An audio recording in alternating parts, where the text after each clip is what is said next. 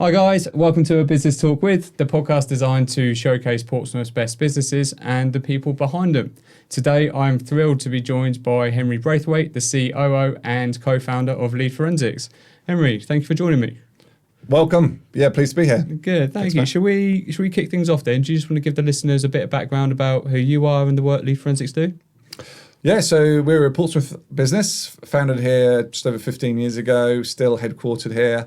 We're a software business, so we do B2B software and we do visitor identification to your website. So to give you an example, today there's probably been 100 people who have looked at your website, or 1,000, I don't know, use 100. Yeah.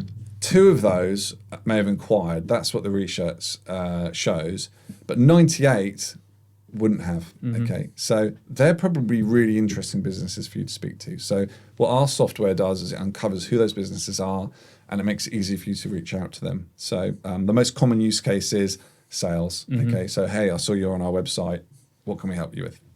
So that's what we do, and we have about 400 staff, but split between a few offices in the UK, 2 in the US. Revenues this year are around £40 million. That's kind of us in a nutshell. Brilliant. So we caught up before, and I think the journey which yourself and Paul have been on is one which we can dive massively deep into.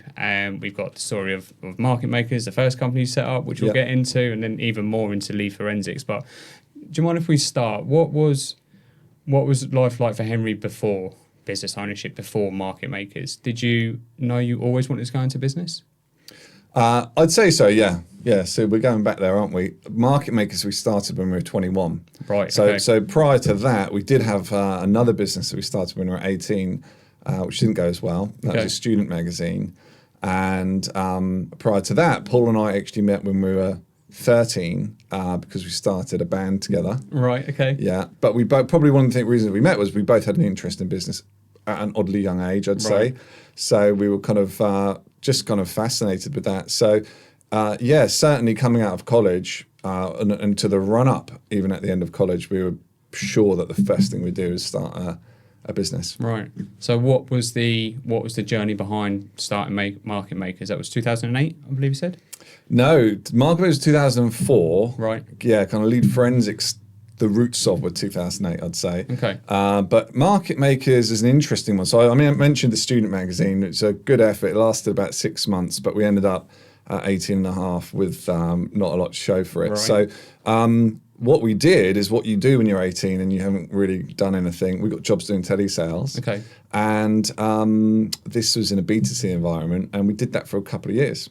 And actually, as a side note, I speak to my children about, I think if you can get a year doing telesales, it's such a great experience. It's a great skill, isn't it? It really is. Oh, it is, because you build up the resilience, and whilst sometimes it's not the funnest work, you've kind of got that really immediate feedback loop, because you have a conversation with someone, it doesn't go very well, you make a slight change, you have your next conversation, you make a slight change. So I think for building like sales skills and communication, it's good grounding. But did that for a while, and we kind of progressed through that business. We ended up kind of running the call center it was at the time, and we realized then that's our next business opportunity, because we were generating leads. Yeah, there seemed to be a real shortage of that skill set.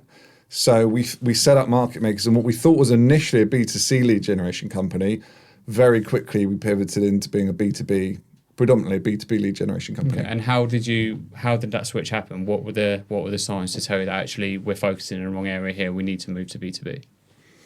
Yeah, so this is classic early business stuff, but actually the journey is, I think at the end of year 1, we had about 5 things going on. Right. I think we had built a team of maybe 10 in year 1. So it started Paul and I. First employee Claire joined us. She was with us right through to the end.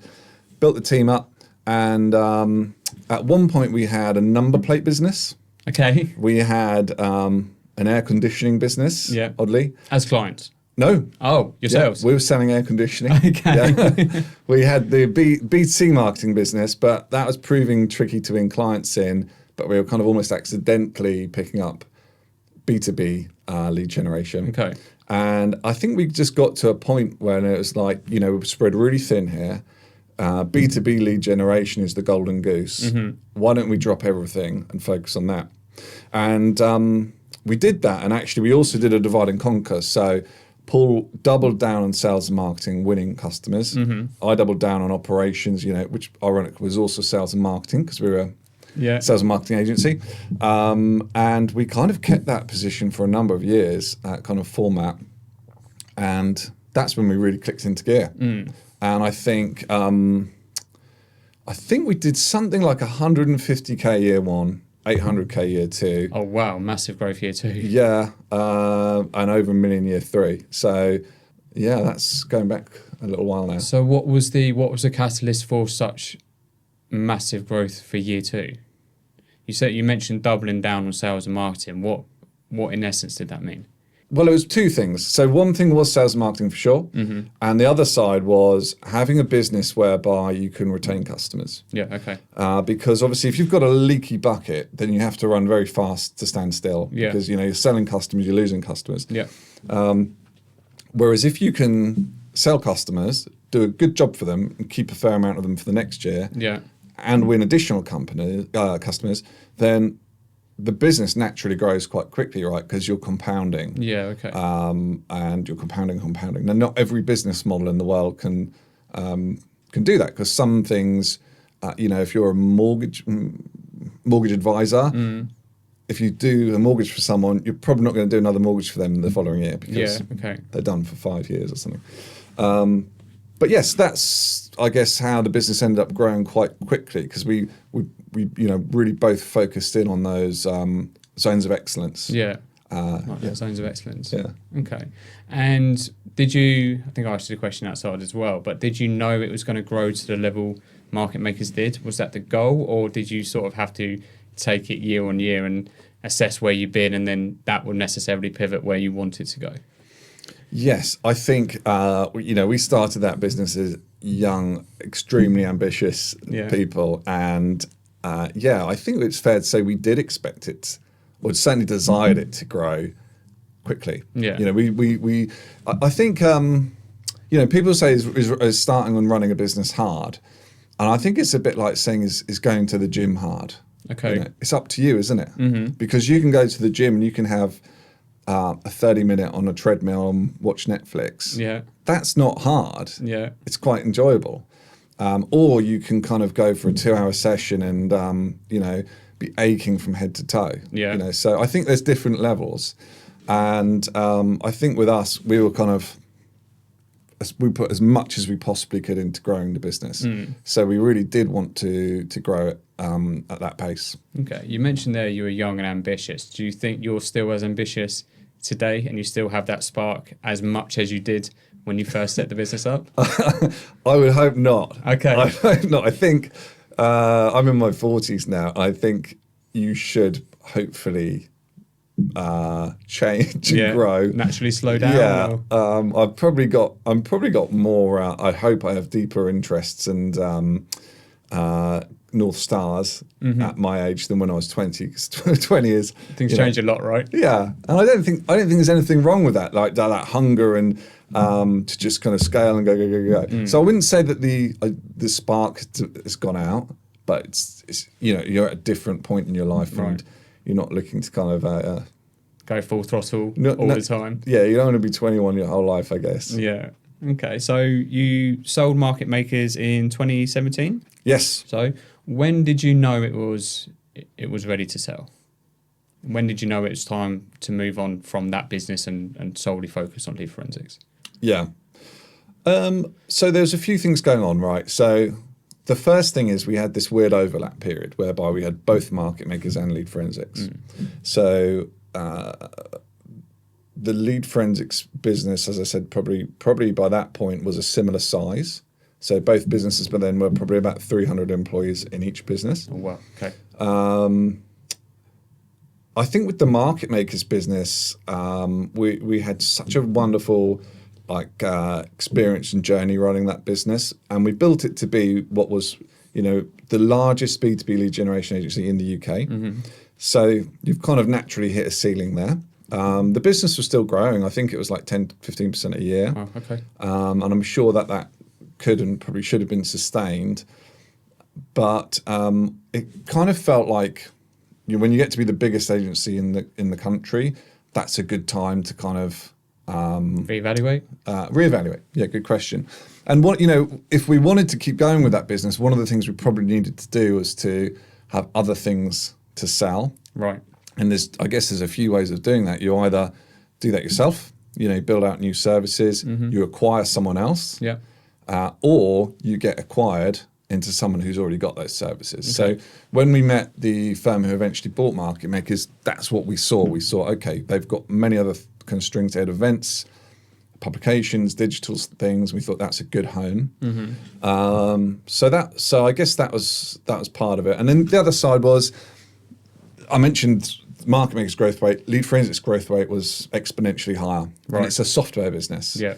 And they should have higher growth rates. And it just felt that would be a better place to kind of put 100% of our efforts from that point forward. Okay. So what were the main things, do you think? I mean, I know you said you were running them sort of side by side, but once you'd exited Market Makers, what do you think are some of the main things some of the main learnings which you took from scaling that business to now continuing to scale Lead Forensics? I'd say one of the things that we've done right over the years, and we've done a lot wrong, but one of the things that we've done right is we have been really tried to build out a really clear process for how we scale different parts of the business. So that's about, I guess, trying to be repeatable and predictable. Okay. So something that we had going on at Market Makers is a really well-managed lead generation pipeline for ourselves. So we could say this month we want to have 40 sales meetings. And then we had a sales team who we could reliably say, okay, if we give you those meetings, we know how much sales you're going to sell from those. Yeah. And then conversion through process almost. Yeah, exactly. So, and that went all the way through the business. So then once we'd sold it, we knew kind of what the things to make, all the different KPIs and metrics. So you could see a lot of the business on just a huge spreadsheet. Yeah. So I think that a lot of that mentality we've brought over, and that's continued to work really well for us. And one of our strengths in Lead Forensics is that we've got really tight control of our lead generation, how we sell, how much we sell, and so on and so forth. Okay. What would you say if you weighed it up, the importance of continuing or putting the effort into putting more inquiries and more leads into the top of the funnel as opposed to customer retention and looking after your current customers? Is it an even split? One's as important as the other? Or is it actually there's a lot more focus around customer satisfaction because we know that's long term? Okay, so I think, yes, what's been particularly crucial for us in the last 5 years is focusing on customers. And the customers should be the most important thing in any business. And yeah, retention is totally key. But if you zoom out, I'd probably say this applies to every business. You've got your three main pillars, haven't you? You've got a pillar which is sales and marketing. You've then got a pillar which is the product and service, and then you've got your operational pillar. Okay. And I think which is the most important of those three? They're all important. Yeah. You have to, if you want to grow your business, all of them have to grow at the same time. So to answer your question, I don't think sales and putting more leads in the funnel is more important than retaining customers, or vice versa. I think if you're looking to grow a business, then you have to manage all of those things. Okay. And you mentioned there about competition. How do you communicate how you are different to some of your bigger competitors in the marketplace? How do you get that messaging across? Yeah, well, in software, you have category leaders. Like Salesforce would be a category leader for CRM. Yeah. It's not kind of an estimate, it's known. And for our software website visitor identification, we're the global category leader. Yeah. So Lead Forensics, you are the global category leader. Yes. Amazing. Okay. Yeah, in terms of global scale. Right. So that's fantastic. Why do I think that we've got there? Is because we do have some differentiation points. But the number one thing was 100% data. So I mentioned our main use case, which is customers do things with the data that we give them. Yeah. With data, the minute that it's inaccurate, you check out. Okay. You know, I don't know if you've had this experience, but if you've got using data for anything, when someone's providing your business with data, Yeah. you assume it's reliable, and all the while it's reliable, great. But the minute you realise, oh, hang on, that can't possibly be true, it's hard to recover from that. And so I think what we put an extraordinary amount of time into is to making sure we've got the best data in the world. And in order to do that, we probably, to your point, how do we make that point clear? We probably don't make that point clear enough. Okay. It's almost a bit of an unsung secret, but that would be our number one differentiation point, I'd say. Okay. So if you look back around or across the whole time through running, we'll stay specifically around Lead Forensics for the moment, what has been, would you say, your biggest success with Lead Forensics to date?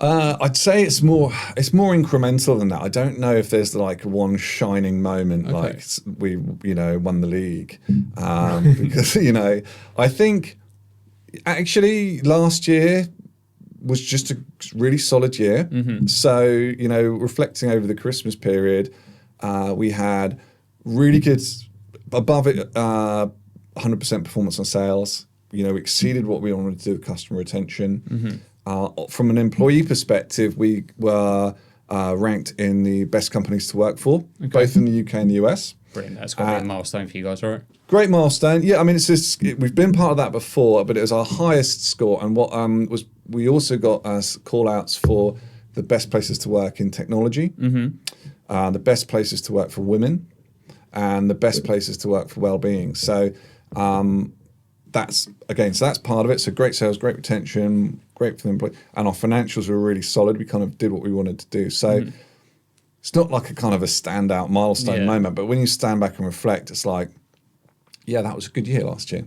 Okay, well, let's stay around those awards which you won, which congratulations with, by the way, because they're massive awards for you guys to win, right? Thank you, yeah. If you're talking about being a best employer, I mean, I relate that almost back to the culture which you guys have built within the organisation. Yes. And if I sit back and I reflect on all of the conversations which I've had to date, team and culture almost stands out as one of the most pivotal and important reasons or areas that businesses have found that they have to focus on. Yeah. What has that journey been like for you to get the culture within Lead Forensics right and to become one of the best employers? Yeah, it is people. So, here's something interesting. We've got 57 people in the business who have been with us for 10 years. And actually last year we had the first person in business who'd been with us for 20 years. Wow. We've actually got 4 of those people now. And they are some of the people that have made the biggest impact to the business. So it is all about the people. Yeah. And I don't think we've ever been confused around that. And sometimes we've got that right and sometimes we've got that wrong. But we generally do try and focus on that an awful lot. So some of the things that we do, we try to communicate an awful lot. So in terms of being really open book, we have 2 all-hands weekly meetings. Mm-hmm. We have a quarterly kickoff whereby we bring all of the UK and US all together.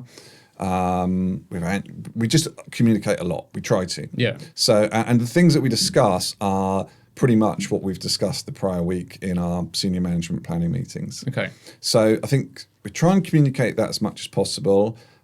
We acknowledge that everybody's giving most of their lives to their job. Mm-hmm. And so we want to make that kind of as positive and as possible. One of the things we try and do is help people not just achieve their professional goals, but also their personal goals, because work's a huge vehicle for that. 100%. So we try and, wherever possible, structure career paths so people can promote themselves. That's something we've done from day one, really. So rather than having to wait for someone to leave to move forward, you're right. If you're hitting certain metrics, you can advance. Okay. So we actually had over 100 promotions last year. Wow. Okay.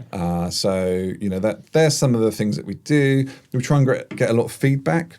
So we use ENPS, if you're familiar with that, so Employee Net Promoter Score, which gives us kind of a number to measure, but more importantly, it gives everybody in the business an opportunity to give us kind of free text feedback on, look, this is what's working, this is what's terrible, and then we will go through that meticulously, and we will make changes because the minute that you ask people for feedback and then don't do anything about it, you lose trust, don't you? Next time you ask for feedback, you're not going to get much. Yeah, and you also want to create a space and an environment where people feel they're able to give their honest feedback as well, right? Because there's no use in people sitting on their issues or their problems or their grievances just for management to be perceived to not do anything about it or to show that they don't care, right? Yep. You want to be able to build that trust within them and show that actually we are taking your feedback on board and we'll do what we can to make sure we respond. Yeah, and it's not easy to do that, but yeah,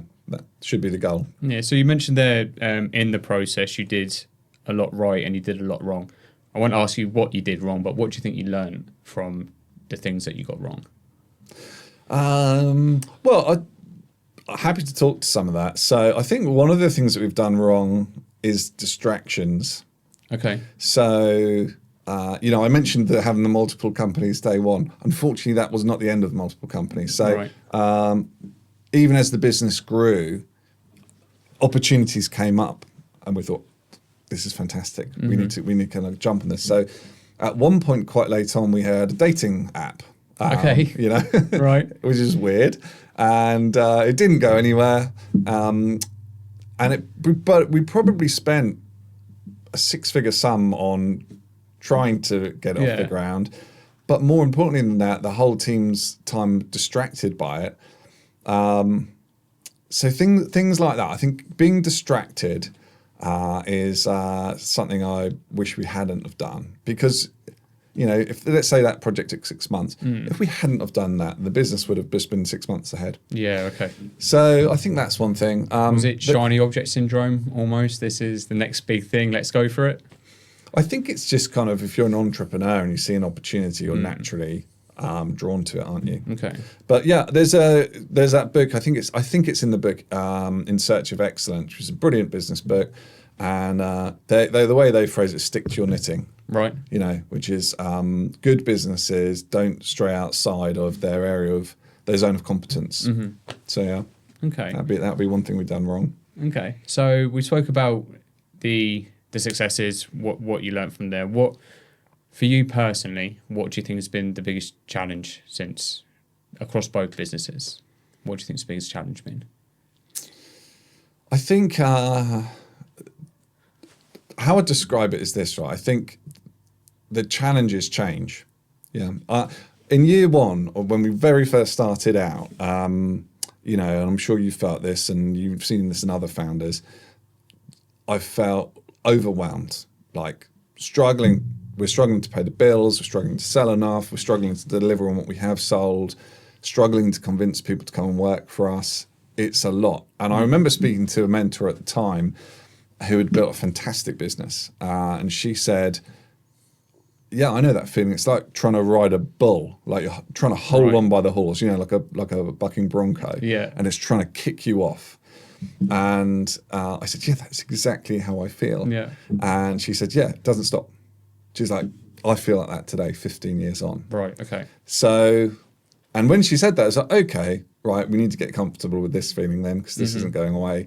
And I think she's completely right, because today I'm still holding on, still trying to kick us off. Yeah, it's kicking a little bit less, but it's still kicking. It's just kicking differently. Okay. So, I think when you're trying to start a business, some of the challenges you've got are cash.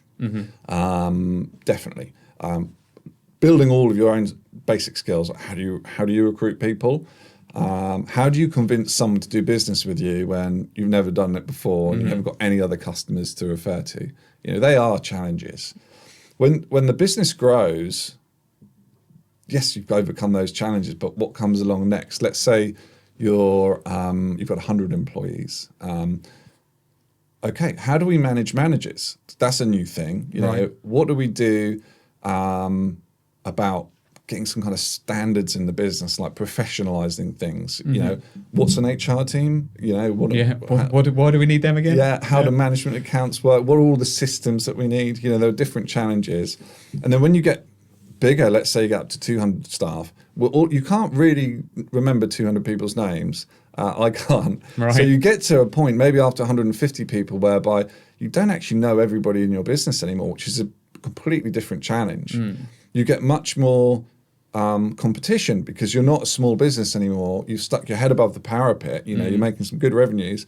So you're going to be competing, you've been promoted to the Premier League, or Div 1 or whatever you want to call it. Yeah. So you're now competing with way more sophisticated businesses. Yeah. You need to kind of build a board to get advice and things like that. So I don't think there's been like a single challenge. Okay. And I'm sure all of the challenges that I've got today in 5 years will be, they'll look easy. Yeah. And there'll be a whole host of more complex challenges. Okay, so this is going to lead us very nicely on to the next bit, but I just want to go back to something you just said around overwhelm. And that overwhelm never really goes away, it just changes over time. Or the reasons for overwhelm change over time. How do you manage overwhelm? Or what are the first steps to begin to manage overwhelm? Because like I said before, there's a lot of listeners here who are probably still in that first stage of their journey. Yeah. And actually they might be feeling maybe a little bit siloed with their overwhelm, that maybe they feel like they're the only ones who experience this type of overwhelm and for the reasons that they do. What are some good areas to focus on to reduce it? I think I'd say two things to that. So the first thing I'd say is, there's plenty of good podcasts in this, so I won't go into detail, but just like good self-care, I think is essential in terms of learning around how to kind of manage yourself, good rest, good fitness, good lifestyle habits, all of that kind of stuff. That is important. It's quite demanding running a scaling company. So you wouldn't have a professional sports person who didn't look after themselves and focus on recovery and everything like that. And I think that needs to be present. But the other thing I'd say is it's up to you to a certain extent. People talk a lot about the differences and the link between motivation and discipline. That in order to actually truly get somewhere, you have to have the discipline. Anybody can start something or get going if they're motivated. But actually, to get the long-term benefit and the long-term results, you have to go to discipline. Yeah. And I always feel there's a bit of a gap or a bridge there which people don't talk about enough. And you just mentioned it, which is sacrifice. Yeah. And it sort of goes back to when people are overwhelmed and they're juggling too many plates. In order to pick something up, you have to put something down. Yeah. To do it, and understanding what that prioritization looks like. So actually, I'm not just taking more and more and more on. I'm being disciplined enough in myself where I can put something else down because I know this is important. I know I need to work on this, but something else has to be sacrificed. Yeah. At the same time to do it. So I give myself the space and the time to actually be able to do what I need to do efficiently. Yeah. To do it. Yeah. Completely agree. And I think learning like who you are and how to get the best work out of you is essential work that you've got to do as a founder. I also think, you talk about discipline. One thing that is probably overlooked in a lot of business kind of, podcasts and books and whatever, is that a huge slug of it can be really boring. Yeah. It's mundane, actually, it's a repetitive task. It can be really boring and you have to just kind of, it's not all kind of, award ceremonies, is it? So you have to be prepared to, just like last gym analogy, just like going to the gym, right? A lot of it's very hard. So in business, a lot of it can be really kind of repetitive, doing the hard work for months and for years. And lots of people don't realize that, if they're like, oh, I want to be an entrepreneur one day. So you have to really want it. So I think, one thing I found really useful over the years is what I guess I call now like multi-level planning. Right. And that's just making sure that you're aligned as much as possible. So if you imagine multiple horizons, at the top you've got, let's say, your 5-year horizon. And then you've got the next horizon down, what you're doing in the next year. And then you've got like your quarters, your months and your days. And I think when I've been more in control and I guess had the best results, it's when I've had all of those things aligned. And vice versa, when I've felt out of control, it's when they've not necessarily been aligned. So I think really putting a lot of thought into both personally and professionally as a founder, this is where I want to be in 5 years. And therefore, this is what I need to do in this next 12 months. Yeah. And keep going. Yeah. And therefore, this is what I need to do in the next 3 months, Yeah. this month, and today. And I think if you can get it to that point whereby you're working on the right stuff, because there's 10,000 things that either of us could do tomorrow for our businesses, and the absolute success comes from picking the number one thing out of those 10,000, and then the number two thing, and the number three thing, and not going and doing the fun things at the bottom of the list. So I think that multi-level planning is really, really important. Yeah, and I think it resonates quite a lot, because if we look at the process which we take our clients through, the first session which we have with our clients is always called an alignment. And that's a full day session with the coach. It's the first session we always do, and all we talk about is the 5 to 10 year goals. All we want to understand is, what does that business look like, or what does the business need to look like to give you the quality of life which you want over the next 5 to 10 years? What does that goal look like? Because then, sort of what you just alluded to, you can then manufacture it back. If this is where I want to be in 5 years, this one is being 3, and in 2, cool. What does the next 12 months need to look like? Let's put together a real clear 12-month plan to keep us on track for that 5-year goal. And then we do... and you write that down? It's all documented. It's all written down. I'm a big believer that a goal isn't a goal unless it is written down. If it's in your head, I think we're human beings. Our heads are amazing things, but then they can always play tricks on us. And actually they can distract us, and they can deter us away from which actually we believe to be most important to us. We get easily distracted from that. So actually the beauty in actually writing it down is it almost gives you a level of accountability to do it. It gives you accountability, but it also forces you to articulate it, which is, and it's very easy to say, I know what I'm doing next year, so I've thought about it. When you put it down on paper, or if you try and explain it to somebody, if you can't explain it simply, then you've probably not understood it. So I think that's great that you do that. Out of interest, when you meet, for every 10 businesses you meet, how many have done a good job of that already? Very, very few. Very few. I would say for every 10, I'd be lucky if I got 1 or 2 to do it. And I mean, it's sort of going to bring me on to my next question for you as well. But we bring all of our clients together in one big room, and we put together 90-day plans as well. So we do exactly what you said. We have the annual, and then we bring them together. We put together the 90-day plans, and then that feeds into our coaching. So our coaching is gearing towards the next 90 days. So we're running in 90-day cycles to do it.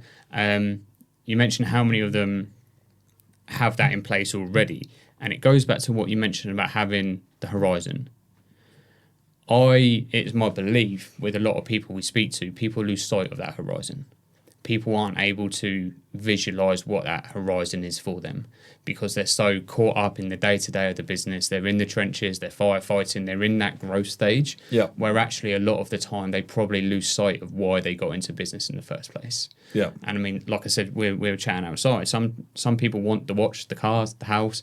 Some people just want to pick the kids up from school at 3 o'clock. That is their horizon, because it has to be so short-sighted, because they can't see further than that at the moment. What would you say to people who are struggling to see that horizon, or struggling to see that long-term goal for themselves? I'd say, well, when you really boil down that last few minutes that we've been talking there, it's those 2 classic questions: is, do you know what you want, and do you know how to get it? Which I think is so... That just applies to so much of life. 100%. And so, I think you're right. People do lose that sight of the horizon. And so they're off chasing down, how do I do this? How do I do that? And the bigger question is, do you even want to do that? So I think my advice, if you're not sure what you want, or if you've lost sight of why you're doing it, I would down tools and spend as much time as I possibly could to try and solve that before picking that up again, because I think that's fundamental. I would say that you pull the horizon back then, if you can't really think where you want to be in 5 years, what about in 3 or 2? I think how I think about it is, I think, if I really zoom out from business, I think about the classic buckets of life, like, well, what do I want my life to look like? Who do I want to be in it? How do I want to be waking up each day and spending each day? I think most people, if you really spend the time in it, you should be able to build a sense of what that is. If you really can't, then you're just going to have to go out and experiment, aren't you? And maybe if you're a lot younger, it's hard. It probably is hard for an 18-year-old to say, this is where I want to be when I'm 23. I mean, priorities, life changes, right? Values change as you get older and everything, right? So exactly. So do some traveling, have some fun, get a job, maybe do a little side project and see which things you're naturally good at, which things you love.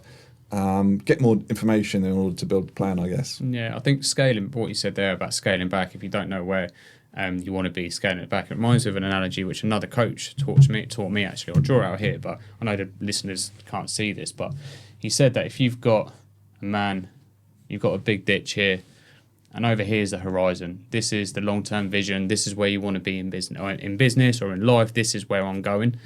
Some people are right here, and they can't even see it. They have no idea. They're stuck in the trenches. They're in the hole. They have no idea where it is they're going. Yeah. Sometimes all they need is someone just to help them build a ladder just the other side of this ditch, so they can at least start to get a bit more vision or a bit more clarity on where it is. And I think your point there of scaling it back is that smaller step.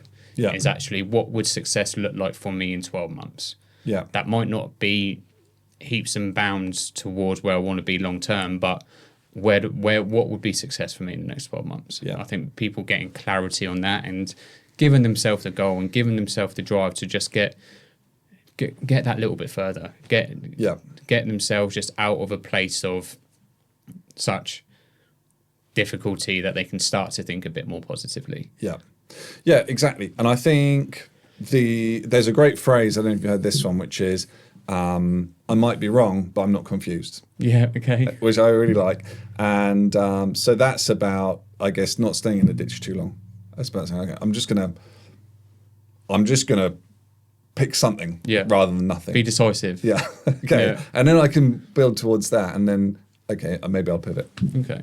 Well, let's go back just a little bit then. So I think from the listener's perspective, I think we've got such a different array of people that listen, I think, and they're at different stages within their journey. Some people might have just started out and they're learning for themselves. Some people might be pushing for their first million to the next 10 million or even beyond. What do you think? Let's start with trying to get to your first million. What are the most important aspects to be crystal clear and focused on to get you to that first million? Yeah, okay. First thing, if you're in business and you're striving towards your first million, then I'm jealous, because it's such a wonderful, it's challenging, but such a wonderful kind of part of life. I think. Did you feel that at the time? I can't remember. It's too long ago. Hopefully, I've got fond memories of it. Right. Okay. So, what do we need to do to get the first million? First million. What are the crystal clear areas that you should focus on to get you there? I mentioned the three areas earlier, the three pillars: sales and marketing, product or service, delivery, and operations. Yeah. So actually, I think I said earlier that all three of those pillars are important. Yeah. When you're just starting out, operations is probably less important. Okay. Like, in my opinion, because at the time, I actually did my own bookkeeping when we started the business. Not that I'm a trained accountant at all, but I did a good enough job for a year till we could afford one.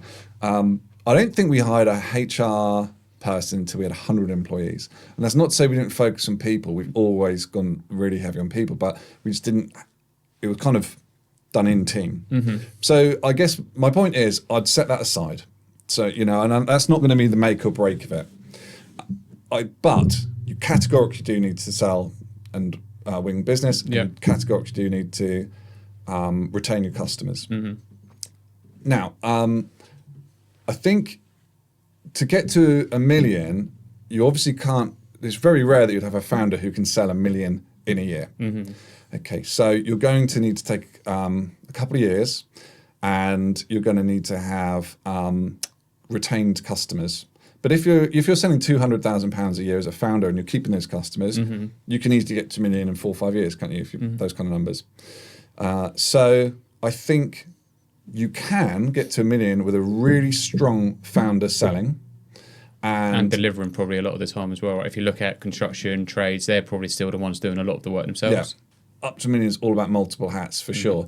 And then, again, from an operational perspective, you're going to obviously just need to work out really quickly how to deliver on what you're selling and improve it and manage that. So I think, getting to 1 million. I think the founder-led sales, probably getting past the 1 million will come on to, but then you need to think about building out a sales team. So how do you get leads? What are the easiest points to get kind of sales opportunities, whether that's people inquiring through your website, buying through your website, or however that is. I think founder-led sales is great. And then I think from an operational perspective, just really focusing on that in terms of every time you have a new product or a new customer go out the door, how did it go? And you just have to be meticulous with it in terms of trying to make incremental improvements, get it better and better and better and better. So I know yourself, we've spoken about it, you're a big educator of yourself, you've clearly read a lot of business books. In that first early stages, in getting to that first million, what are some key learnings or some key areas to focus on when developing our own skill set to focus on outside of the trade, do you think? Would it be finance? Would it be sales, like you said? Or what would the early learnings be which people could go out and educate themselves on to get to that point? Yeah, I think you're going to really struggle trying to start a business and scale to $1 million with no kind of decent level of sales experience. So either you bring that as a founder, or you have someone very close to you that you can bring in to do that. I think if you have already started a business and you're trying to scale to $1 million, then it's going to take you a long time to kind of get there by reading books. So I think you need to that would need to be accelerated, I'd say. Right. Yes, so that'd be the answer from a sales perspective. Okay. I think from my point of view, one of the biggest things which I try and get my clients learning early is things like time management. Things I saw that you posted a photo of Eat That Frog. Yeah. Earlier. I think that's one classic of the text. Brilliant, right? And it's one of the books which I always get people to read early on because it gives you the space to actually think about how am I using my time wisely. Yeah. Which I think, especially when you're an owner-led business and you are wearing multiple hats, and in a lot of industries you're the one still delivering the work, you're still on the tools, you're still working in the business sort of thing, being really tight on how you spend your time and how you use your time most effectively and efficiently, I think is a big learning people can go for in the early stages. Completely agree. I think that, and that carries on, right? I think the bigger the business gets, you've got no alternative other than really being a black belt and kind of personal productivity. Yeah. I think the other thing that I remember in the early days was that there's hiring people and kind of growing the business is so lumpy, right? Because when you've got 100 staff and you need to bring on board 2 new staff, okay? When you've got a team of 4 and you bring on your 5th member of staff, that's like a 25% increase in your costs. Yeah. You know, it's an incredibly big decision. And, you know, you've kind of got that 2 lines, haven't you? You've got your capacity, like how much work can you actually get done? And you've got your sales, like how much work do people actually want? And the real challenge in the early days is to manage those 2 lines as tightly as possible. Because obviously if you start building out your capacity, like, right, we're at 4 people, I'm going to hire 6 more because the work's coming. You know, unless you've got a lot of money, that's going to, you're going to lose money for months. Yeah. You know, until you've got enough work for everyone. Vice versa, if you're really flying on sales and you've got you could sell more. You know, you've got a waiting list. Yeah. But you're not scaling your product or service fast enough, then that's costing you money as well. So I think being able to manage those 2 and getting the call right in terms of when you hire is really important. And inevitably, it kind of goes a bit like this. You go through a sweet spot of everybody's got exactly the right amount of work. Yeah. Everybody's having to do a few extra hours. Everybody's working weekends. It's really, really painful. We've hired someone else. Yeah. Now we've got way too much time, and you have to start selling a load more stuff really quickly. Yeah. I think from our point of view as well, it's from an owner-led business perspective, what is not necessarily whether it's right to bring on people, it's what is the right role to recruit people into. Because, I mean, like I said, if you're a business owner or if you're an owner-led business and you're juggling so many hats, it's like, right, if I want to pick what I just alluded to earlier, if I want to pick something up, I've got to put something down. Yeah. So understanding what the right role is to bring in first to start to ease some of the pressure. Yes. And actually, one thing that we did probably wrong is we were too rigid about roles. You know, that person is in that role. And because you do end up, as the business grows, you end up with all these kind of half roles. Yeah. You know, we need someone to do that for 25% of the time. So I think when we relaxed that and we realized, do you know what, this org chart might change every 3 to 6 months. That's kind of it. Take a deep breath at that point, because that's not that you've got something wrong. It's just a reflection of the fact you are growing and the business is changing quite a lot every single quarter. So yeah, you know, those 6 people might need to be doing slightly different things in 6 months' time. So you're just kind of having that willingness to not be so rigid with the org chart, I think is important. I think organisational chart is an incredibly powerful and useful tool, which is massively underutilised in a lot of businesses. I think one of the first exercises which I get when we're looking at growth, I get my clients to do is to build out their organisational chart that it is now. Sometimes it's a straight line, sometimes there's a couple of boxes coming out, and then I want them to build or design the organisational chart for how they want how the business would need to look when we hit the goal that we want to in 5 years' time. Yeah. And then I get them to go in, I put their name in every single one of the boxes where they are currently working one of their hats, wearing one of those hats. You'll find actually, as it stands today, sometimes they're in all the boxes, sometimes they're in a lot of them. So it's identifying over the journey, how do we start to get you as a business owner out of each of those boxes? Yeah. And what does that need to look like? So a lot of the time, the first hire comes down, what's the lowest skill, lowest paid role that we can hire?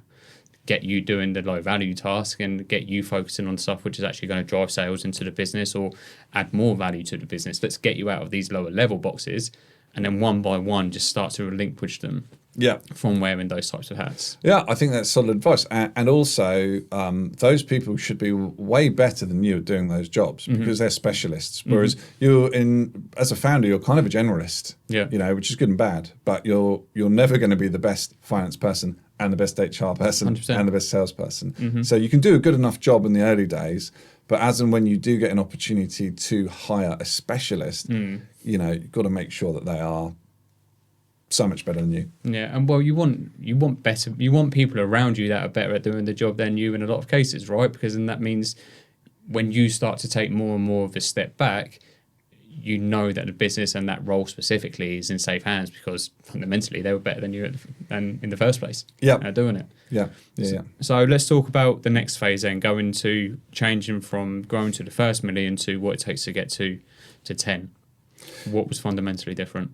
Yeah, so, well, let's keep going with the last point then, because that leads into that. Okay. So once you fill those boxes, okay, if you're at 1 million and you've got your HR box filled and your marketing box filled, okay, those people who are fantastic for you at 1 million might not be fantastic for you at 10 million. Some of them will, for sure. I mentioned that we've got for the team who are with us for 20 years, senior management team, they've been incredible. But that's very tough when you realize that the business is moving faster than somebody, and at some point you might need to make a call to bring somebody in who's kind of a bit further ahead of the curve. So I think that's one aspect from an operational perspective. Obviously, 1 to 10 million, you're also starting to work out, okay, how do we manage managers, which is a completely different skill set. And you can't be touching everything and kind of making the final shouts and everything. I think a key thing though, and this is why a lot of firms I think struggle to get past 1 or 2 million is the piece we talked about earlier. The journey there, you can really rely on founder-led sales because that's somebody's got the capacity to sell 100, 200, 300, 400,000 pounds a year. But the founder can't keep selling all the way up to 10 million. At some point, you're going to need to build a sales team and a marketing team. And I think that means that you have to build, predictable, repeatable processes and models to do that. And you have to be great at hiring. So you have a team that's capable of doing that. And that's so tricky because obviously if you've been the salesperson for your business, you are not going to hire anybody who's more motivated than you. Knows more about the product, than you, puts in more hours than you. They just don't exist. So you can't just train someone to do it how you've been doing it.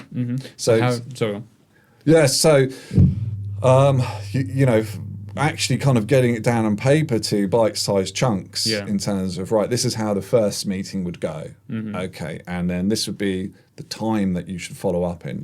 Really kind of getting quite meticulous about it, and then handing over to the first salesperson, and then the second salesperson, and the third salesperson, and so on and so forth. I think that's where maybe a lot of people maybe slip up. That might not be the right phrase to use, but it's not having the processes in place, or the sales process specifically in this case, to pass over. So people are almost given too much free rein, and that free rein is a lot of the time unproven. Yeah. Like they're going out there and not really following, like as an owner-led business, so as a key salesperson up until this point, like you mentioned, you know that sales process in your head. Yeah. You know when to follow up. You know what information to send. You know almost the scripts that you're using, because it's been fine-tuned over however many years you're doing it. Yeah. I think a lot of the time people will rush and hire for a salesperson and be like, here's the product, if you like, go and sell. Exactly. Yeah, no, you're exactly right. Yeah. And that you see that time again. So I think, that's definitely part of it is you've got to keep such tight control over that until you can be confident that they've got it. And then the other side of the challenge as well is obviously there's no point building out a sales team unless you've got more opportunities. So how do you scale your marketing to generate more leads? And I think the way that we've always approached it is there's only so many kind of channels. Okay, so let's say a business gets leads from you might have got to 1 million through your own network. Okay, you can't get to 2 million or 3 million. Anything else. Yeah. So exactly. So how do you go and get more leads? So exhibitions. That's one idea people do. Digital ads. LinkedIn, something like that. That's one idea. Telesales, prospecting. There's all these different kind of channels. Direct mail. And I think what channels are going to go and work for each business totally depends on the intricacies of that business. And so you just have to test each of them. And you can't give up on them too early, because if you go through all of the channels you've got and none of them work, well, you've got a business that you can't scale. I'm sorry. So you have to strike oil at some point and have one or two of those where it's like, great, we can get 2 leads a week out of a telesales person. I can hire 10 telesales people. There's 20 leads a week. There's a business. Yeah. So you kind of do need to view it like that. So you've got these taps that you can turn up. So we're going to hire another salesperson. She's going to need an extra X amount of leads. Let's turn up the marketing. It's that scalability, isn't it? You want to know that if I put £1 here, I get 10 back. So if I put £100 here, I get £1,000 back. What is that strategy? Yeah. Because I know that's going to deliver me the result that I need. I think a lot of founders and a lot of business owners, they look at marketing as if it should be taught at Hogwarts. Sometimes that is such a dark art that can never really be cracked. And to some extent it's true, because it is an ongoing process to find what's right for you and your business. But sort of what we were chatting to outside, there's never going to be a silver bullet for one business. You can have 2 businesses in the same industry. One's nailed marketing and they're getting the level of inquiries that they need. You could hand that exact process over to someone in the same industry and they wouldn't get a result from it. Yeah. So it's understanding what marketing is right for you and your business, and how can you turn the tap up on it? Yeah. And by doing that, all you can do is test and measure. Test and measure. And that's exactly right. And that's the attitude you should have with it. So, if you go and you spend £10,000 on Google cost per click, fantastic. And it doesn't work. Fantastic. Right. Now, you don't have to spend any more time or money on that. Like, you've done a really thorough experiment. There's no doubt in your mind that you've left any stones unturned. That is not going to be part of your business model for the next few years. We've had over the years, we've had some lead sources dry up, then come back online. Direct mail's a great example of that. Like we're doing direct mail and it works really well. Yeah. So I think viewing it as an investment rather than a complete catastrophe when you try a lead source channel is wise. Now, if you just kind of paying 10 grand to an agency and you don't pay any attention to it and it doesn't work, well then more the fool you, because the accountability is on you. You've got no idea if that actually, Google cost per click does work, or if it's just that agency didn't do what you needed them to do. So you have to stay really close to it. Yeah, I agree. And I think the relationship between sales and marketing is incredibly important as well.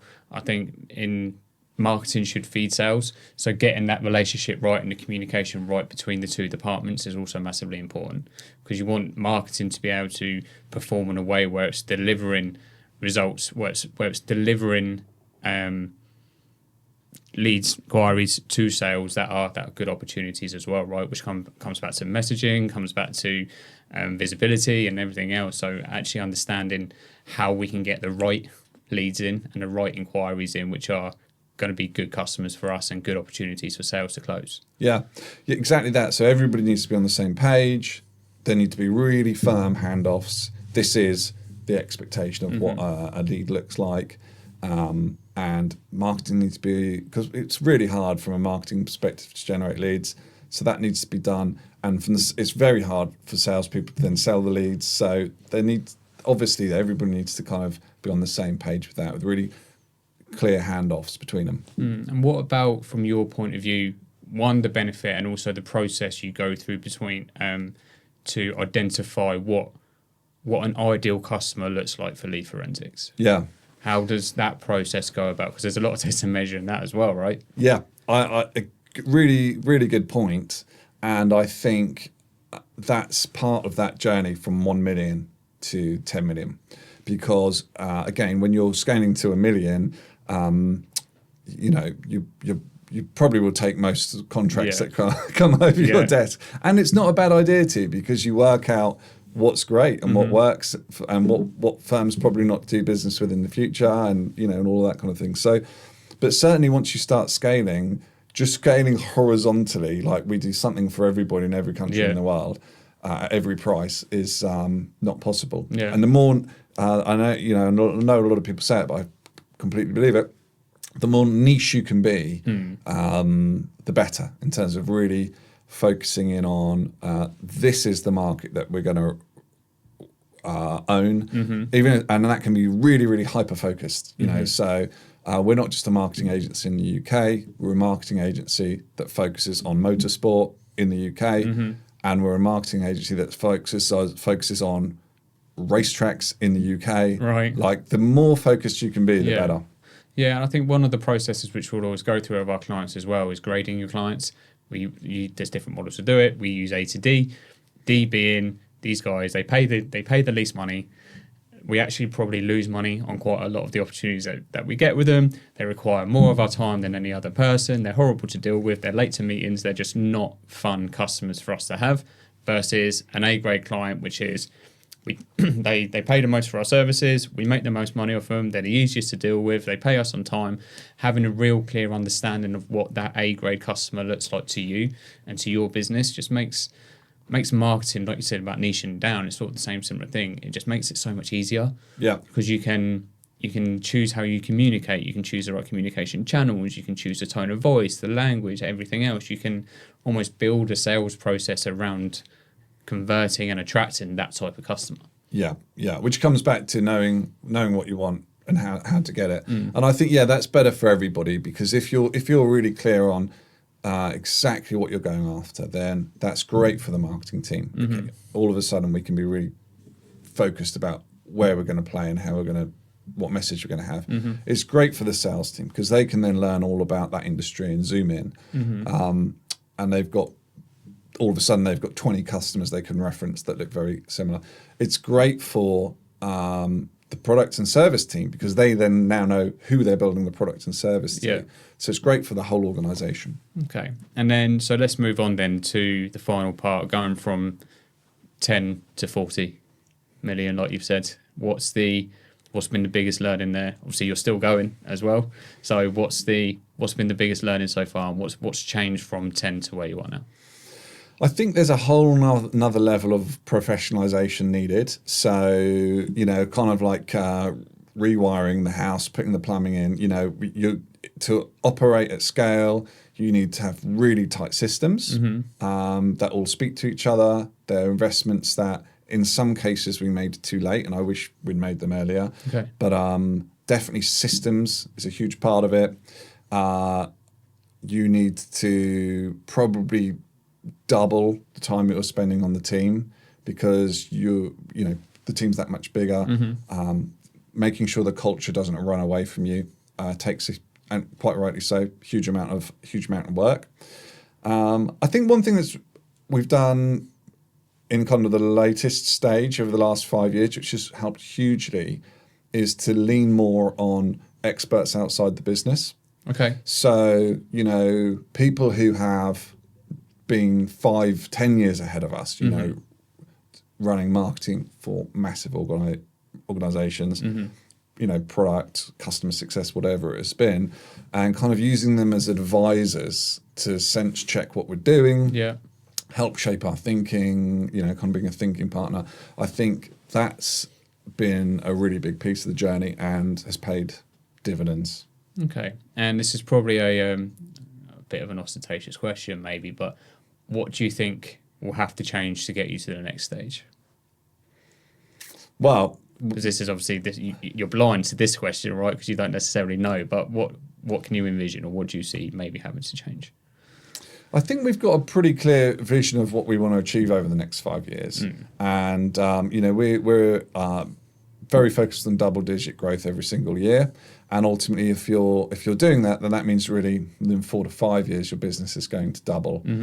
So it becomes a significantly different business from where you are today.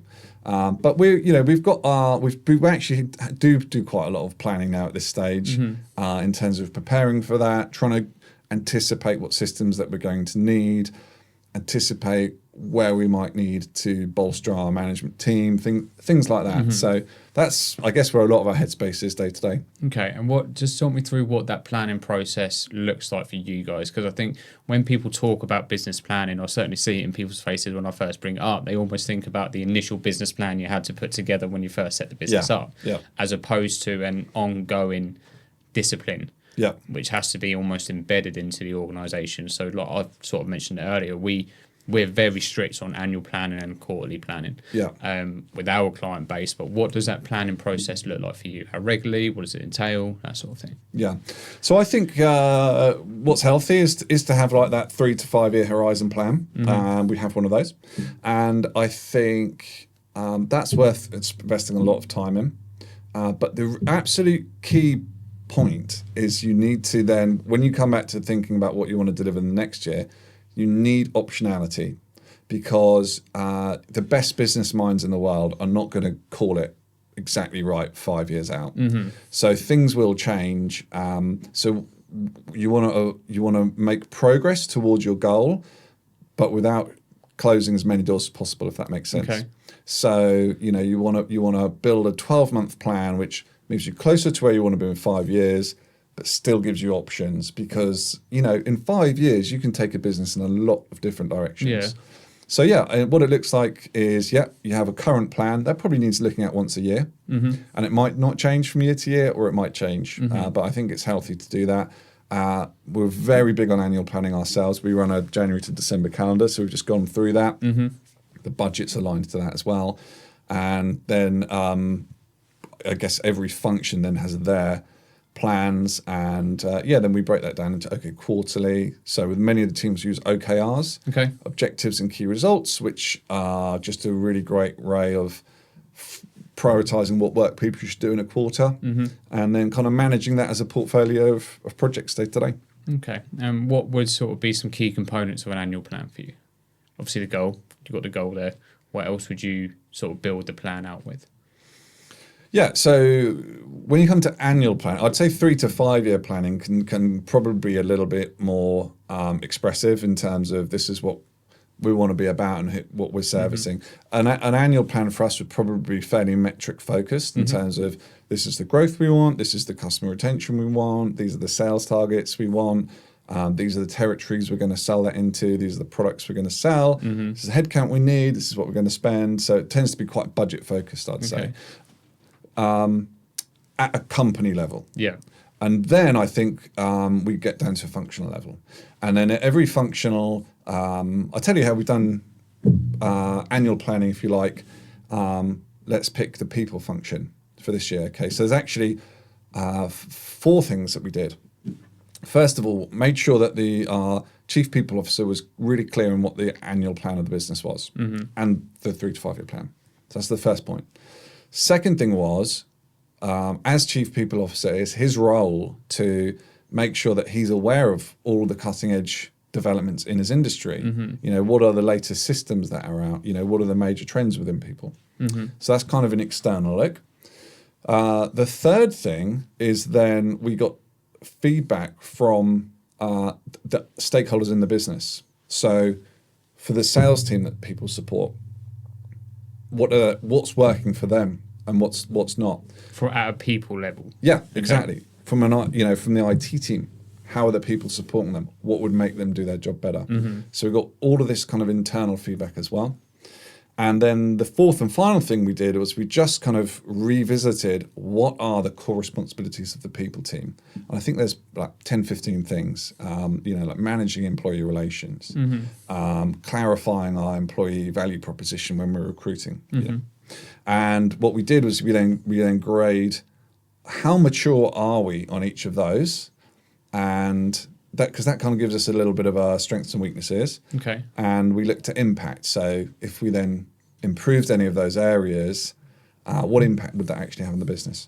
So there's a huge amount of preparation before you even pick up a pen to start writing the plan for the year. Okay. And then you assimilate all of that information and start crafting the annual roadmap, because that team's going to have a certain amount of capacity. Can't do everything. So what we need to do is pick the top kind of work streams for the year that are going to be really, really important, taking into account everything we've looked at to help deliver the company's plan for the year. Okay. So that's a really integrated approach to planning. It wouldn't work for a small SME, but I think that's how we do it at scale. From an annual planning perspective, again, we bring all of our clients together to do it collectively, and it's all about what is the goal and what's the overarching theme for this year. What is it we're driving towards? What's that northern light almost, which is going to help us, which is going to steer us, and which again you mentioned to it earlier, which is then easily communicatable to the team. So we can go back to the team and say, this is the goal for the year. This is the theme. This is where we're heading. It could be profitability. It could be client acquisition. It could be team growth, whatever the overarching theme is. And then we boil the more strategy-based elements into the 90-day planning. Yeah. So the 90-day plan basically becomes who's going to do what by when. Yeah. And then we can put the accountability in place and the real go granular into the strategies you're going to use to achieve the overarching theme for the year. Yeah.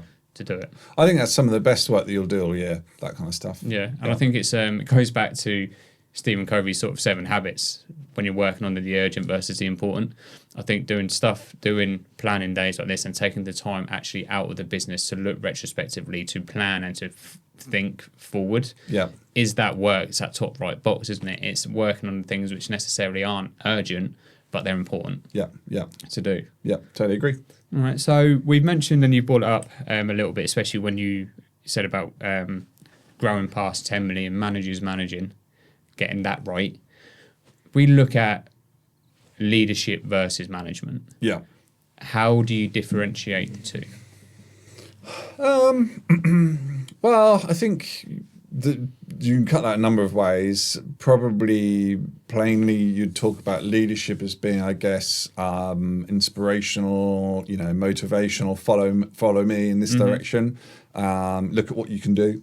And managing, maybe we're going to be a bit drier. Okay. That's more processes, setting goals, and that. And actually, I think of the two, I think management gets a hard time. Okay. I think that, and if you go into Waterstones, I bet you there'd be 10 books on leadership and maybe one on management. Yeah. I guess it's easy to sell a book. It's more exciting to have, the captain of the All Blacks write a book on leadership. But I think management. So I do think management's underlooked, and I think that's something that I've personally improved on in the last 10 years myself. Management. Yeah, I'd say so. Okay. Yeah, exactly that. So understanding the importance of it, because, if you've ever worked for a leader who's it's incredibly inspirational, but has no guardrails and doesn't give you a target and doesn't really tell you, by when things are expected, and very tough. I mean, tough the other way around as well. If you've just got someone who is Mr. Process and has just got no people skills, the ability to lead and to motivate other people. Yeah, so like many things, you need a bit of both, right? But I think of the two, probably management gets a hard time. Yeah, I agree. And I think it's words like micromanagement have been sort of thrown around over the years and almost looked upon as this massively detrimental thing to businesses. Nobody wants to be micromanaged, but if you've got somebody who's really struggling in their role, they're the right person, but they really can't get to grips with it and they're not performing, which is having an impact on them and the business, they're going to need micromanagement. You're going to have to almost put more of your time into making sure you can bring them up to speed. I think it goes back to having the right management processes in place to make sure they're up to speed as quickly as possible anyway. But we need to make sure that we're giving people the right resource around them to make sure that they can succeed.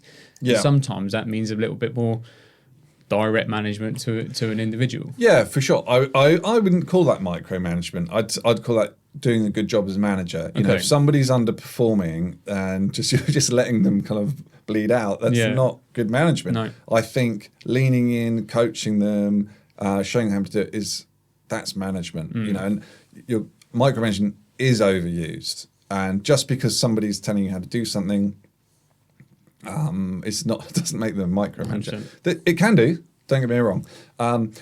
When I think that services most often is when you've got a new employee, and I think when you've got a new employee, you do have to keep really close to them because you shouldn't just expect that they know exactly what they're doing. They're going to do a great job. Off you go, because your job is to make sure that they do. Yeah. And so in the early days, you should be really close to them in terms of you may have done this differently before. I've got no idea. You may not have done it before. Here, this is how we do it. Yeah. And that we do it like this because all the other departments need this from us, and that's really important.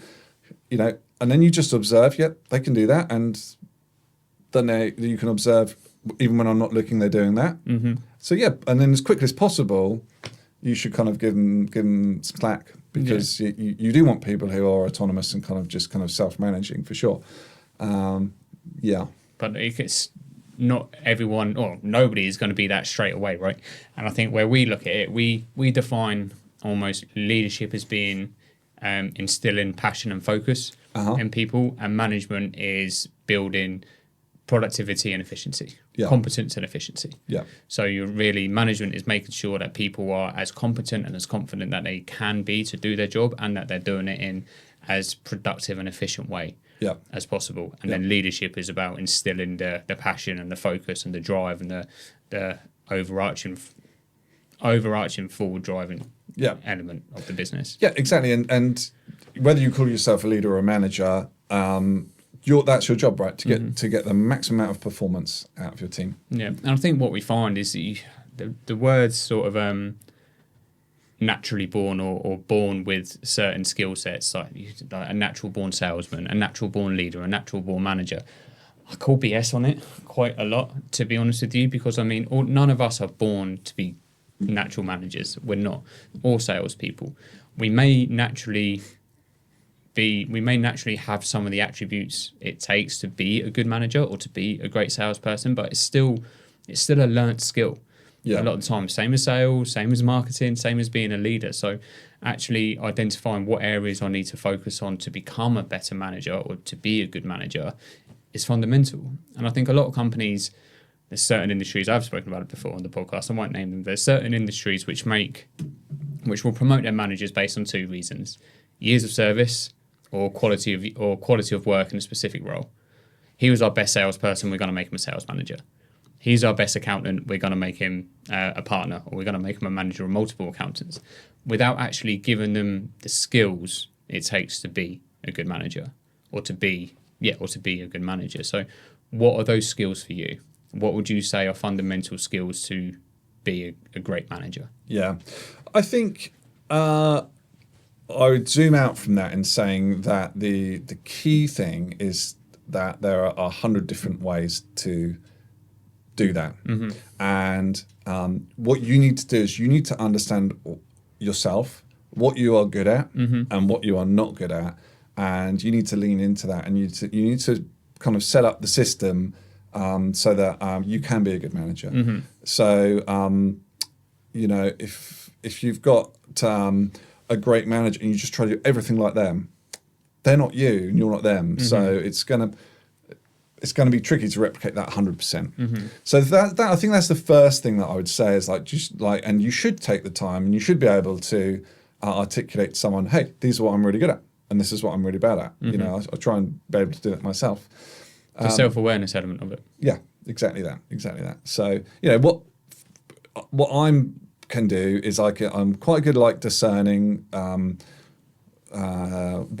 using my judgment to kind of see what I think is the right thing, and I'm quite tenacious in terms of them following projects through. Okay, they're two of my strengths, so I try and lean into them when I'm managing people. So if you speak to any of my team, they will all have a roadmap, and they'll know we'll know exactly where we are in delivering those projects. I wouldn't recommend everybody manages like that because that everybody's completely different. But come back to your original question, what does make a good manager? I think there are some essentials. So something you mentioned earlier, like time management, productivity. I think if I'm interviewing for a management position and that person can't really articulate to me how they keep on top of projects and tasks and make sure if I ask them to do something, it's going to get done in 2 weeks' time. And they haven't really taken the time to go on that personal journey to be reliable, I think that's a bit of a red flag. Secondly, I think just the ability to be really honest in terms of the upward communication. I think people often have a tendency to shield people from bad news, which can be really detrimental to trust. I think that's very important. I think the other thing is obviously the ability to coach. Because essentially, if your job is to get the maximum performance out of your team, one of the ways, the most effective ways you can do that is if you can actually coach that team. And I think the difference between coaching and instructing it's vast, and the skill set is vastly different to be able to do it. From a coaching perspective, you want to be able to increase the self-belief of people. More importantly, you want to help them come to decisions themselves. You want to be asking them questions that they wouldn't be asking themselves necessarily. And I think from a coaching perspective, it's the quality of questions which you're able to ask people. And I think that's, again, it's a skill set which you learn, right? To actually understand what are the questions which are going to get, not which are going to get me the answers I want, which are going to get them to the point quicker where they realise what it is that they need. Yeah. And I guess that's kind of part of the role you play with your founders, right? Because when you're starting a business, what you believe can be true. If you think you can build your business to be £2 million, then you probably can. And if you think you're going to really struggle to get to £500,000, that's probably correct. Yeah, and it's one of the things you have two points to it really. I have what you call positive and you have negative goals. And then you have goals which are almost self-fulfilling. So if I've got somebody sitting in front of me and I say, what's your number one goal for the year? And they say, I just want to pay the bills. Well, guess what? You're just going to pay the bills. Like, why don't we start to stretch ourselves to start to think about what's possible from it? And if we aim for cover the bills is 30 grand, we aim for 70 and we hit 60. We're still in a much better place than we want to be. And then the other thing is the positive and negative goals. Like I said, the negative goals is you're running away from something. I don't want to be overweight anymore. I don't want to be in my overdraft anymore. I don't want to be working 60 hours a week anymore.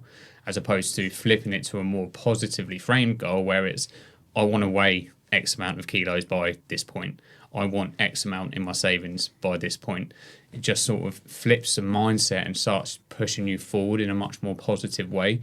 As opposed to, like you said, if you think you can or think you can't, you're probably right. Sort of thing. I think so. And there's that great book, Drive. I think it's by Daniel Pink. And he talks about the Goldilocks goals. And that's about stretch. And if you set, and this applies to what you're talking about, setting your own goals, but it also talks about managers setting goals for their teams. If you set a goal which is easy, then it's really demotivating. You know, if people are like, that's not going to challenge me, it's not going to get the most out of me. At the other end of the spectrum, if you set a goal which is just, you can't see how that's possible, you know, then that's, again, it's very demotivating. You're like, well, I'm going to try. So what you need is a Goldilocks goal, which is just at the top of the tolerance of what you could possibly do, because that's really motivating. You know, if you set a target that's like, I can actually do that, but it's not going to be easy, gold dust. Yeah, and I think there's 2 points for me there. I think having a goal, which is, if you already know how you're going to achieve a goal which you set, it's just a to-do list. It's not really a stretched enough goal. But then on the other side, we call it a BHAG, or a BAG, BHAG, comes from Jim Collins, yeah. Good to Great. Yeah, and then it was emphasised again in Scaling Up by Vern Harnish, which is the big, hairy, audacious goal. And it's having that goal, contrary a little bit to what you mentioned, but having a goal which you do have no idea how you're going to get there. Yeah. You literally, you know that you're going to have to be in a completely different place. You're going to have to be a completely different person to achieve it. But you know what? F it. We're going on the journey anyway. But that's more long term, right? Yeah. Yeah. You wouldn't have a BHAG for this week. Oh, no. Yeah. No. So that's okay. Yeah. I think that works really well. Yeah, and I think it's important. I mean, I always use the story. We had a Gary, one of the other coaches, had a great client, Dave Ayling, a company called Straight Point. Started working with Gary some moment in his 40s, and he said Gary went through the whole exercise of setting a BHAG, and he said, you know what, I would love to retire, sell the business, retire by the time I'm 50 and build a property out in Thailand and relocate to Thailand. And he sold the business, I think it's on the testimonial online, but I think 8 weeks before his 50th birthday, he did it and he achieved it. And I think if you had sat down with him in the initial session and asked whether or not that was possible, categorically it would have been a no. Yeah. I believe there's a lot of power in that. But then again, it's just being clear on where you're trying to get to. Yeah. How long do you think it took? Do you think you've always been clear on where you want to get to, personally or in business? Choose either. Do you think you've always been really clear, or do you think you've struggled at times? I've always been pretty clear up to 3 to 5 years. Okay. I think going beyond that is tricky, you know. So, you know, I'm 44. When I'm 50, I've got no idea what I want to be doing. Okay. But for the rest, you know, for the next 5 years, I'm pretty clear how I want to spend my life and what I think I can and should achieve.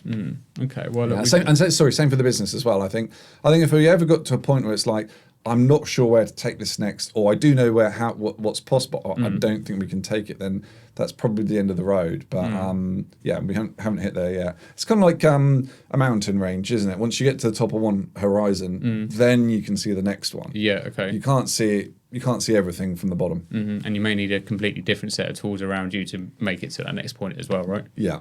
Okay, so we touched on management there. Let's almost wrap up around leadership then. What makes a good leader, or what makes a good leader, and who has been an inspiration leadership wise for you, personal or famous or dead or alive? 2 key points, which is you've got to care for your team, and you've got to challenge your team. And I think some people do one, and great leaders do both. So, you know, if you just really care about your team, you're probably going to be a very popular manager. You've always got their corner. You know, you're going to give them a million chances defending them. You know all their kids' names, etc. But you just don't challenge them. Nobody wants that manager. You know, vice versa. I think if you are really good at kind of saying to people, no, that's not good enough. You know, really pushing the standards, raising the bar, getting the absolute most out of them, but you just don't care about them, then they're just going to feel like you're kind of really squeezing them, right? So I think the combination of being able to say to someone, and look, I'm going to give you this feedback because it's important to me that you get where you want to get to. You're not on that trajectory, but you can do it. But look, this is what you did. This is what's going wrong at the moment. I just want to give you that feedback. You know, that's kind of, I think that's really important from a leadership perspective. Yeah, and I think the word like challenge there is really key. If I look back to five dysfunctions of a team, by Patrick Lencioni, he talks about what it's all done by a lack of, isn't it? So if you're not getting the results at the top, then it's because you've got you're insufficient in the areas below it. And the first level is trust. if you don't have trust within a team, then fundamentally, then that's the main place we need to start. And because if we don't have trust, then we're unable to have conflict. Yeah. And people use conflict almost as a negative term, as almost if there's malice coming from it. But conflict is just the ability to healthily challenge people, healthily raise concerns, and in a healthy way have robust conversations in the interest of actually we're here collectively as a team. We need to agree on this so we can move forward. And actually having the ability within a team and the culture within a team where you feel safe enough to challenge and you feel safe enough to raise a conflict or express your view or say, do you know what, I don't agree. I think that's incredibly important, because otherwise you're unable to get a true commitment with people. Completely. Yeah, you need to be able to have a spirited conversation, spirited debate, I think is what we call it. Yeah. We use healthy conflict. Yeah. So if there's no passion, then people aren't really taking it seriously and you're not going to come to the right outcome for sure. I completely agree that's important. And to kind of finish the loop on that, at some point, somebody has to make the decision and everybody has to respect that decision. And they will do if it's been debated, to the appropriate amount of time. Yeah. And, people need to emotionally recover very quickly from those spirited conversations because, that's healthy. Yeah. You've read some good books. I have, yeah. I mean, it comes sort of part and part with the job, right, to be honest with you. But I think the emotion thing there is important, because I think we're all human beings, right? We're all people. I think emotion is so prevalent in a lot of us in our day-to-day that I think we easily bring it into conversations or into debates or into the workplace and everything else. So remove the ability to remove that emotion from it and arrive at logic and give your buy-in, I think is massively important. And again, another battle which people struggle with in team environments and with ourselves as well. Yeah, it is. It's very personal business, and it's all about the people. Yeah, 100%. So with leadership, the souls, how do you and Paul differ? What do you complement each other in very well? Not just in leadership style, in most things, chalk and cheese. Right. Cheese and chalk.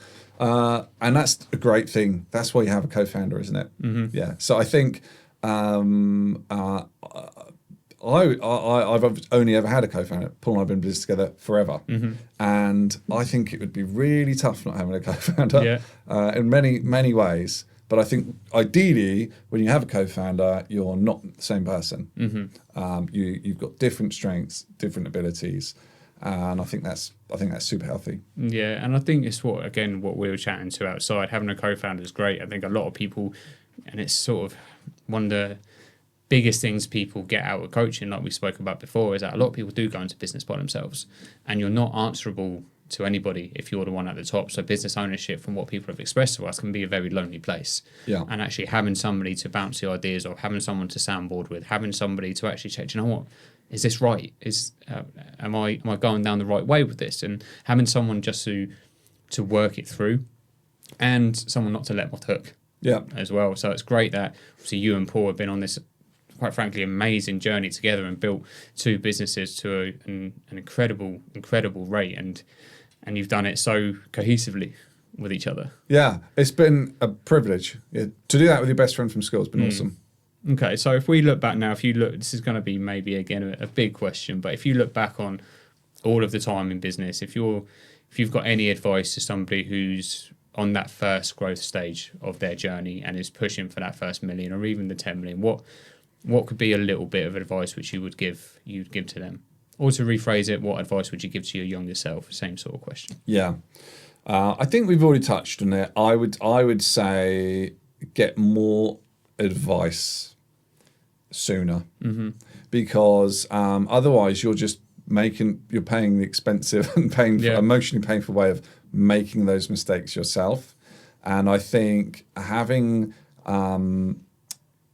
someone who has been there and can help you think through the problems is just really valuable. And when I think back, the advice that we've got in the market business and our lead forensics business has been invaluable, and I wish we'd have got 5 times as much of it. Mm-hmm. Okay, so what's next for you guys? Not in a strategy way. Where or for you personally, what's on the horizon for you?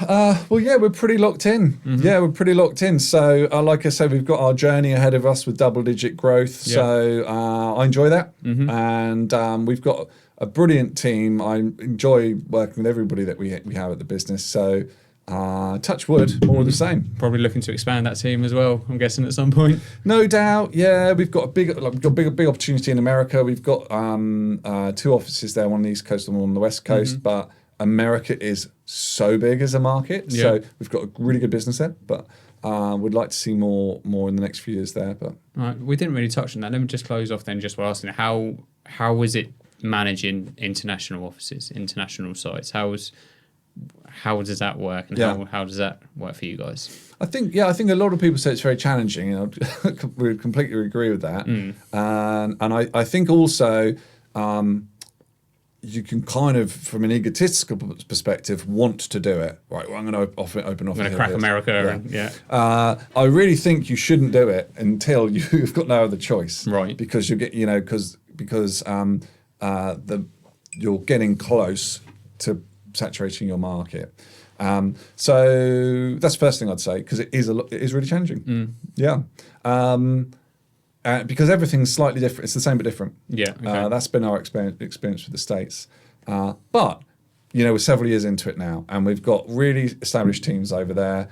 We kind of understand that we have to recruit slightly differently. We try to align on some things, so that we're not just kind of reinventing the wheel, but also to give own teams kind of do things their own way, because it's a long way away. Yeah. Give them the autonomy almost to do it. Yeah. So brilliant. Well, look, Henry, thank you so much for coming on. I incredibly enjoyed the conversation. Thank you for being so open. I think there's some real valuable bits in there which people can really take away from and think about how they can start to embed some of these areas into their own business. So thank you very much. I really enjoyed the conversation. Cool. Thank you. Pleasure to be here. Thanks, Cheers. Matt.